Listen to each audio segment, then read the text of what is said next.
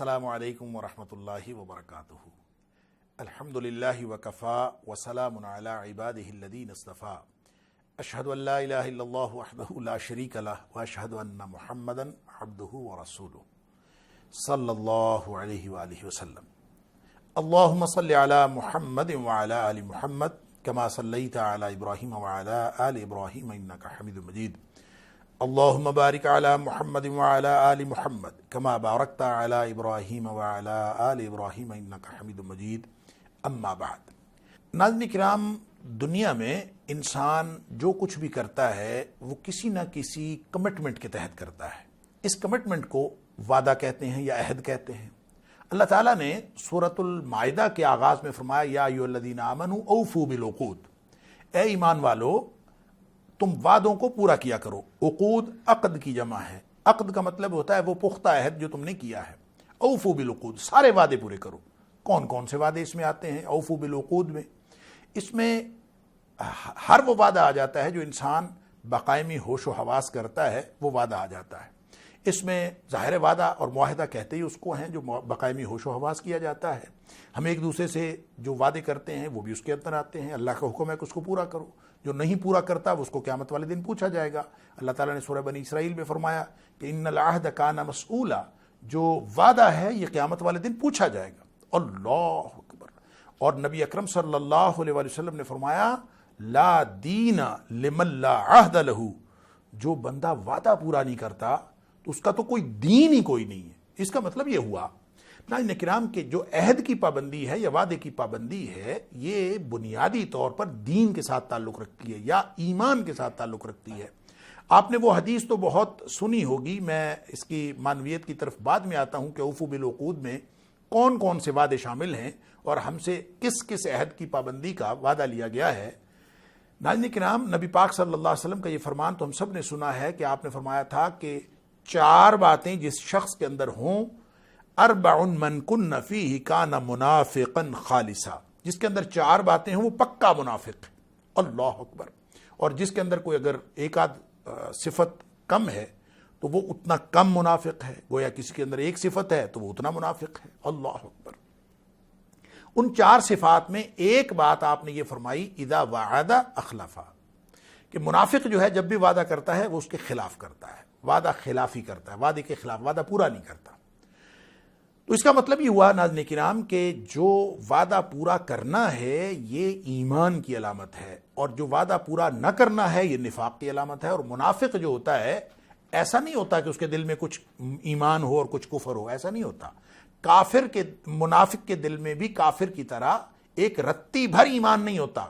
जैसे काफिर का दिल बिल्कुल ईमान से खाली होता है, बायने ही मुनाफिक का दिल भी ईमान से बिल्कुल खाली होता है। फर्क सिर्फ इतना है कि काफिर अपने कुफर को छुपाता नहीं है, वो जाहिर कर देता है। मुनाफिक अपने कुफर को छुपाता है, असल में उसके दिल में कुफर होता है। अब काफिर के दिल में, मुनाफिक के दिल में क्या है, हम में से कौन मुनाफिक है और कौन नहीं, अल्लाह ताला मुआफ़ फरमाए, ये हमें तो नहीं पता। नबी करीम सल्लल्लाहु अलैहि वसल्लम को तो अल्लाह ताला ने बज़रिया वही बता दिया कि फ़लाँ फ़लाँ मुनाफिक है, और हमें नहीं पता चलता। हम दिल का हाल तो अल्लाह जानता है, लिहाजा हमें नबी पाक सल्लल्लाहु अलैहि वसल्लम ने निशानियाँ बता दी। आप ये निशानियाँ अमली तौर पर देख लें। हमने इससे फ़र्क भी कर लिया कि कुछ एतक़ादी मुनाफिक होते हैं, कुछ अमली मुनाफिक होते हैं। हालांकि नबी करीम सल्लल्लाहु अलैहि वसल्लम ने इस तरह की कोई तकसीम नहीं की। अलबत्ता शाह वलीउल्लाह ने यह तकसीम की और उसको बहुत सारे लोगों ने तस्लीम कर लिया कि एतक़ादी मुनाफिक और अमली मुनाफिक दो अलग अलग किस्में हैं मुनाफिकों की। बहरहाल ये भी हो सकता है, लेकिन ऐसी तकसीम नबी करीम सल्लल्लाहु अलैहि वसल्लम ने नहीं की। आपने तो ये फरमाया कि ये चार निशानियां हैं जिसमें होंगी वो पक्का मुनाफिक, काना मुनाफिकन खालिसा, पक्का मुनाफिक। अब वादा पूरा न करना ये मुनाफिक होने की निशानी है, निफाक की निशानी। और निफाक का क्या मतलब है कि दिल में ईमान नहीं है। वादा पूरा करना ईमान की अलामत और वादा पूरा न करना ये निफाक की अलामत। अल्लाह ताला हम सबको मुआफ़ फरमाए। अब आइए औफू बिल उक़ूद की तरफ कि कौन कौन से वादे पूरे करने हैं, हमें कौन से वादे पूरे करने का हुक्म दिया गया है। क्योंकि हर वादा पूछा जाना है। ये जो छोटा सा वादा हम करते हैं एक दूसरे से कि तुम यहाँ ठहरो मैं अभी आता हूँ, हम किसी से वादा करते हैं मैं तुम्हें शाम को फ़ोन करूँगा, आप किसी से वादा करते हैं मैं कल बात करूँगा, आप किसी को कहते हैं कि बस तुम मेरा इंतज़ार करो मैं अभी पहुँचा, ये जो भी हम वादा करते हैं ये छोटे छोटे वादे सारे के सारे उसके अंदर शामिल। फिर वो इसमें वो बाकायदा मुआहदे भी शामिल हैं जो हम एक दूसरे से तहरीरी तौर पर मुआहदे करते हैं, ایک فرد دوسرے سے معاہدہ کرتا ہے وہ بھی اس کے اندر شامل ہے، ایک قوم دوسری قوم سے معاہدہ کرتی ہے وہ بھی اس میں شامل ہے، ایک ملک دوسرے ملک سے معاہدہ کرتا ہے یہ بھی اس میں شامل ہے۔ یہ سارے کے سارے وعدے، یہ ان العہد کان مسئولا، چاہے آپ نے کسی کافر سے بھی وعدہ کیا ہو، یعنی جس سے وعدہ کیا ہے وہ چاہے کافر ہے، چاہے وہ منافق ہے، چاہے وہ مومن ہے، وہ کسی قوم سے تعلق رکھتا ہو، اگر آپ نے وعدہ کیا ہے تو وعدے کی پابندی، کسی کا کفر، کسی کا نفاق، کسی کے کا گناہ، وہ آپ کو وعدے کی پابندی نہ کرنے کا جواز نہیں بن سکتا، وعدے کی خلاف ورزی کا جواز نہیں بن سکتا۔ آپ کو بہرحال وعدے کی پابندی کرنی ہے۔ ہاں البتہ کوئی اور بددیانتی پر اتر آئے تو وہ اور بات ہے، اس کے لیے قرآن نے کہا ہے کہ اگر آپ کو یہ ڈر ہو کہ وہ خیانت کریں گے اور بار بار آپ معاہدہ کرتے ہیں اور وہ خیانت کرتے ہیں، ہر دفعہ توڑ دیتے ہیں، تو فَمْبِدْ إِلَيْهِمْ عَلَىٰ سِوَائٍ، تو پھر یہ معاہدہ آپ ان کے اوپر منہ پر دے مارو، برابری کی سطح پر ان کو کہہ دو کہ ہمارا کوئی معاہدہ نہیں ہے اس لیے کہ تم خیانت کرتے ہو، یہ تو اور بات ہے۔ لہٰذا ایک دوسرے کے ساتھ کیے ہوئے سارے معاہدے اس میں شامل ہیں۔ اس کے علاوہ وہ جو عہد الست ہے، یعنی جو ابتدائی آفرینش ساری جتنی بھی مخلوق ہے سب نے اور ساری عالم انسانیت نے، عالم ارواح میں اللہ سے وعدہ کیا تھا، جو اللہ تعالیٰ نے سورہ اعراف کے اندر فرمایا ہے کہ میں نے سب سے پوچھا تھا الست بربکم، کیا میں تمہارا رب نہیں ہوں؟ قالوا بلا، سب نے کہا تھا ہاں تو ہی ہمارے رب ہے، کیوں نہیں، تو ہمارا رب ہے۔ یعنی ہم سب نے، کس نے کہا تھا؟ ہم سب نے کہا تھا، لیکن ہمیں یاد نہیں ہے، گویا اللہ نے ہماری فطرت میں رکھ دیا ہے۔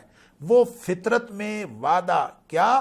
عبد کا عبدیت رب پورا کرنے کا، کہ ہم اللہ کے رب العالمین کے غلام ہیں، وہ وعدہ پورا کرنا، یہی وہ وعدہ ہے جس کو اللہ تعالیٰ بار بار یاد دلاتا ہے۔ تو اولین وعدہ جس کو پورا کرنا کسی مومن کے اوپر فرض ہے، یا ایھا الذین آمنوا اوفوا بالعقود۔ کافر جو ایمان ہی نہیں رکھتا اللہ پر، جو ایمان ہی نہیں رکھتا نبی پاک صلی اللہ علیہ وسلم پر اور ان کی لائی ہوئی تعلیمات پر، وہ تو موج کرے، اس کو تو وہ کسی وعدے کی پابندی کرے یا نہ کرے، لیکن جس نے یہ عہد کیا ہے، یہ دعویٰ کیا ہے کہ میں اللہ پر ایمان رکھتا ہوں اور نبی کریم صلی اللہ علیہ وسلم پر ایمان رکھتا ہوں، اس کو تو وعدے پورے کرنے پڑیں گے۔ تو اولین وعدہ کون سا پورا کرنے پڑے گا؟ کہ جو ہم نے اللہ کے ساتھ وعدہ کیا تھا کہ اللہ میں رب العالمین کا عبد ہوں، ہم نے یہ وعدہ کیا تھا، تو اگر انسان اس کو چھوڑ دے، اس وعدے کو چھوڑ دے، اور اس وعدے کو پتہ ہے انسان چھوڑتا کیسے ہے، کہ اصل میں وہ وعدہ جو اللہ کے ساتھ ہم نے کیا تھا، اب قرآن کہتا ہے کہ تم نے وعدہ کیا تھا، ہمیں وہ یاد نہیں ہے، اور جب یاد نہیں ہے تو ہم سمجھتے ہیں شاید ہماری ہوش حواس کے بغیر ہوا، تو ہوش حواس کے جو بغیر ہو وہ معاہدہ نہیں ہوتا، اللہ اس کو وعدہ کہتا ہے۔ تو اس کا مطلب ہے ہم نے ہوش حواس میں کیا، البتہ ہماری یادداشت سے اللہ تعالیٰ نے اس کو اٹھا لیا اور اس کو رکھ دیا اللہ نے ہماری فطرت کے اندر، لہذا ہر شخص فطرتاً عبد ہے۔ فرق یہ پڑتا ہے کہ انسان رب العالمین کی عبدیت سے نکل کر، رب العالمین کی غلامی سے نکل کر انسان مخلوق کی غلامی میں چلا جاتا ہے، کبھی کسی نظریے کا غلام بن جاتا ہے، کبھی کسی فرعون کا، کسی وقت کے جابر کا، کسی شخصیت کا غلام بن جاتا ہے، کبھی انسان اپنے پیٹ کا غلام بن جاتا ہے، کبھی کسی کا غلام، کبھی کسی کا غلام۔ تو ان ساری غلامیوں سے بچے گا وہ جو ایک اللہ کی غلامی میں آ جائے گا، کیونکہ فطرتاً عبد ہے، یہ غلامی تو کرے گا۔ وعدہ پورا اس وقت ہوگا جب یہ عبدیت رب العالمین کی طرف چلا جائے گا۔ اسی لیے حضرت یوسف علیہ السلام نے اپنے جیل کے ساتھیوں سے کہا تھا ارباب متفرقون خیر ام اللہ الواحد القہار، کیا یہ اتنے سارے جو مخلوق میں سے تم نے رب بنائے ہوئے ہیں وہ بہتر ہیں جن کے پاس کوئی فائدہ نقصان پہنچانے کی طاقت نہیں ہے، کیا وہ بہتر ہیں ام اللہ الواحد القہار، یا وہ اکیلا رب بہتر ہے جو رب العالمین ہے، جس کے پاس سارے ہر قسم کی طاقت ہے، قدرت ہے، وہ بہتر ہے۔ گویا اولین وعدہ تو وہ پورا کرنا ہے کہ ہم رب العالمین کے بندے بن جائیں، جس کو اقبال نے کہا تھا کہ وہ ایک سجدہ جسے تو گراں سمجھتا ہے، ہزار سجدے سے دیتا ہے آدمی کو نجات۔ تو عبدیت رب العالمین بھی اصل میں ایک وعدہ ہے۔ پھر اس کے بعد اس رب نے اپنے نبی پاک صلی اللہ علیہ وسلم کو بھیجا اور نبی کریم صلی اللہ علیہ وسلم کی اطاعت ہمارے ذمے رکھی، اور نبی پاک صلی اللہ علیہ وسلم کی تعلیمات کو اپنانا یہ وعدے کی دوسری شق ہے کہ ہم نبی کریم صلی اللہ علیہ وسلم کے سامنے سر تسلیم خم کر دیں، آپ کی اطاعت اور اتباع میں زندگی گزاریں، یہ وعدے کی دوسری شق ہے۔ اور اسی کی تفصیل یہ ہے کہ جتنے بھی احکام شریعت ہیں ان کو پورا کرنا، ہر وہ بات جس کے نبی پاک صلی اللہ علیہ وسلم نے حکم دیا ہے اس کو کرنا، یہ وعدے کی پابندی ہے، اور جس بات سے نبی کریم صلی اللہ علیہ وسلم نے منع کیا ہے اس سے رک جانا بھی وعدے کی پابندی ہے۔ اور پھر وہ سارے وعدے جو ہم ایک دوسرے سے کرتے ہیں، اگر ہم اس طرح سے وعدوں کی پابندی کو اپنے کردار کا حصہ بنائیں گے تو ناظرین کرام یہ ہے وہ معنی اوفو بالعقود کا کہ اللہ نے جو تاکیدی حکم دیا ہے کہ اے ایمان والو، ایمان کا دعویٰ کرنے والو، اپنے وعدوں کی پابندی کیا کرو۔ اگر نہیں کرو گے تو پھر اس کا مطلب ہے دین ہی تمہارا خطرے میں ہے۔ لا دین لمن لا عہد لہ، جس کے جو وعدہ پورا نہیں کرتا اس کا تو دین ہی کوئی نہیں ہے، اور قیامت کے دن اللہ تعالیٰ نے وعدوں کے بارے میں پوچھنا ہے، لہٰذا چھوٹے چھوٹے وعدے بھی پورا کرنے کی کوشش کیا کریں، اور وعدہ خلافی کر کے اپنے آپ کو نفاق میں اور نفاق کے خطرے میں ڈالنے کی کوشش نہ کریں۔ اللہ تعالیٰ ہم سب کے ایمان بھی محفوظ رکھے، اور ہم سب کو اپنے ایک دوسرے سے چھوٹے چھوٹے وعدوں سے لے کر اللہ کے ساتھ کیے ہوئے وعدے اور نبی اکرم صلی اللہ علیہ وسلم کے ساتھ بحیثیت امتی جو وعدے اور عہد ہیں وہ پورا کرنے کی توفیق عطا فرمائے۔ اجازت دیجیے، السلام علیکم ورحمۃ اللہ وبرکاتہ۔